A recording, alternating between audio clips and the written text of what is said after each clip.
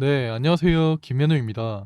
오늘은 시장에서 크게 주목받고 있는 삼성전자를 같이 알아볼 건데요. 오늘 삼성전자의 주가를 보시면 크게 하락하는 모습을 보여주고 있습니다. 하지만 이런 상황에서도 앞으로 삼성전자를 왜 주목해야 되는지 여러분들이 이해하시기 쉽게 정리해서 말씀을 드릴 거고요. 그리고 앞으로 삼성전자를 어떻게 대응을 해야 가장 잘 대응할 수 있을지 이런 부분들까지 전부 다 말씀을 드릴 거니까 오늘 영상 절대 놓치지 마시고 꼭 확인하신 이후에 대응하시면 좋을 것 같습니다.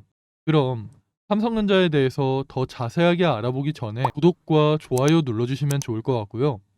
그리고 삼성전자에 대해서 본격적으로 알아보기 전에 제가 여러분들께 한 가지 말씀드리려고 합니다. 아마 제 영상을 오랫동안 시청하신 분들은 아시겠지만 제가 오래전부터 VT 영상을 꾸준하게 올려드리고 있습니다. 제가 미리 영상을 올려드렸던 VT가 최근 강한 상승이 나오면서 아주 좋은 흐름을 보여주고 있는데요. 오늘 같은 경우에는 조금 크게 하락하고 있지만 추세가 무너지지 않고 최근에 좋은 흐름을 보여주고 있습니다. 이런 것처럼 제가 여러분들께 도움이 될 만한 내용들을 꾸준하게 올려드리고 있으니까 앞으로도 제 영상 꾸준하게 시청하시면서 저랑 같이 수익 내시면 좋을 것 같습니다.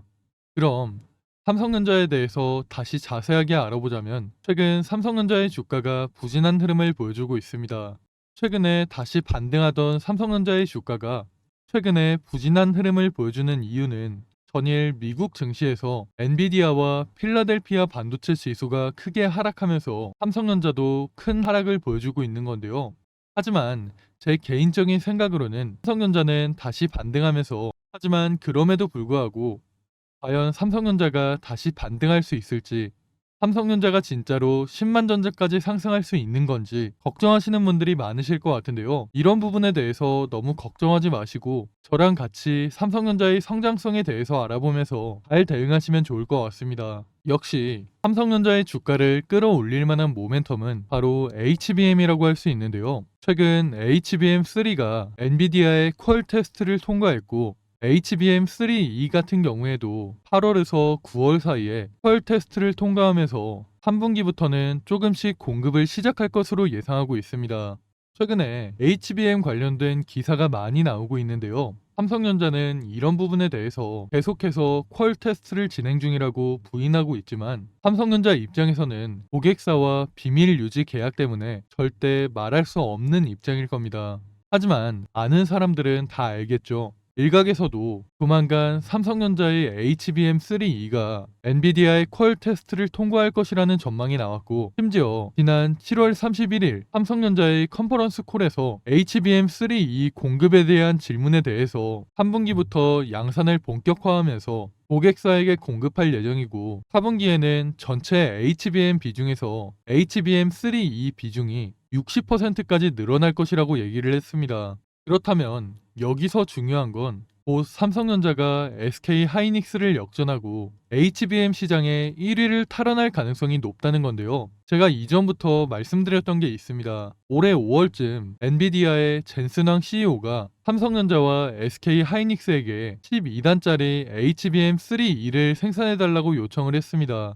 12단짜리 HBM3E를 안정적으로 공급할 경우 메인 벤더사 자리를 약속하겠다는 파격적인 제안을 했는데요. 제가 앞에서 말씀을 드렸듯이 삼성전자는 8단과 12단짜리 HBM3E 공급 준비를 거의 마친 것으로 파악이 되기 때문에 조만간 삼성전자가 엔비디아에 12단짜리 HBM3E를 공급하기 시작한다면 삼성전자는 SK 하이닉스를 역전하고 HBM 시장의 1위를 탈환할 것으로 기대하고 있습니다.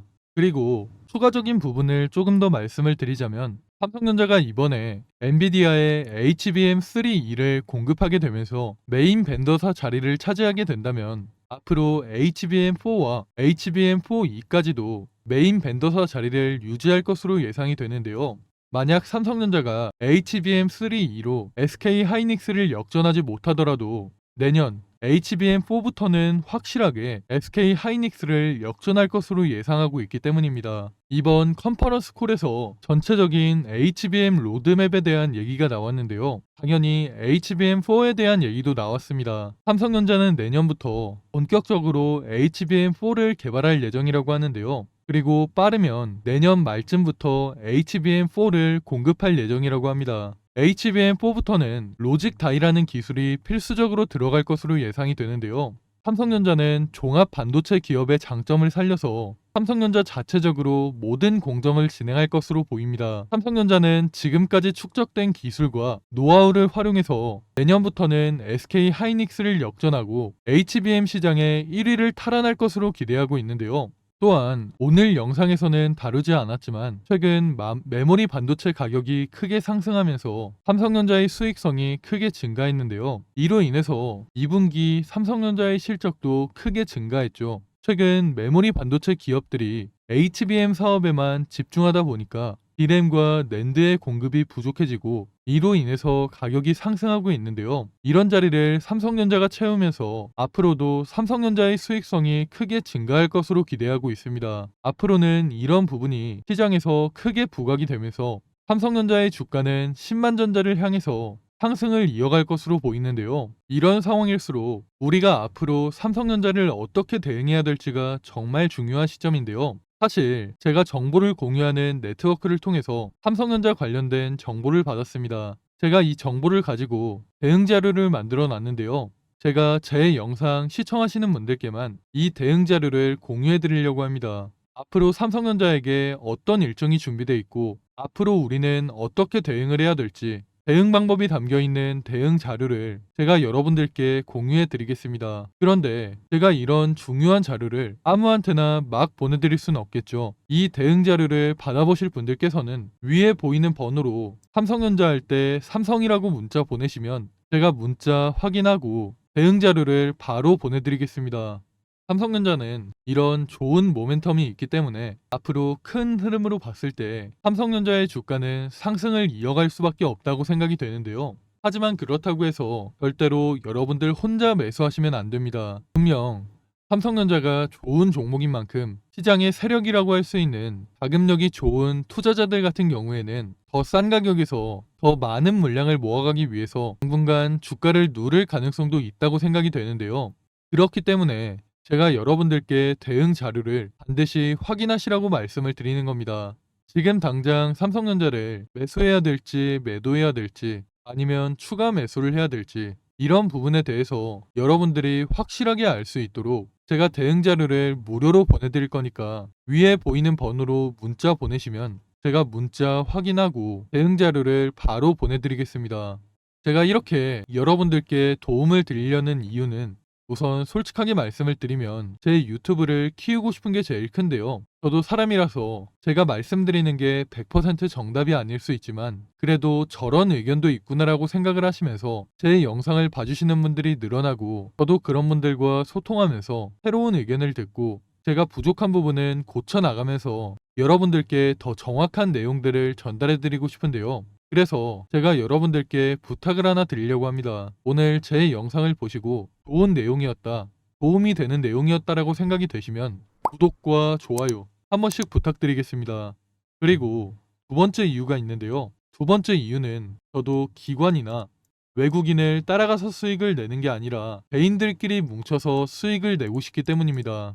국내 시장에는 세 가지 매수 주체가 있는데요. 우리 모두가 아는 기관과 외국인, 그리고 개인이 있죠. 제가 여기서 여러분들께 질문을 하나 드릴 건데 이 세 가지 매수 주체 중에서 자금으로만 본다면 과연 어디가 제일 높을까요?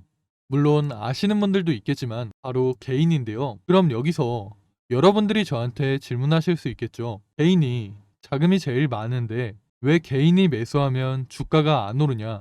이거에 대한 답은 간단합니다. 바로 자금이 뭉쳐있지 않아서 그런데요. 기관과 외국인은 다 같이 한꺼번에 움직이는데 개인들은 그렇지가 않죠.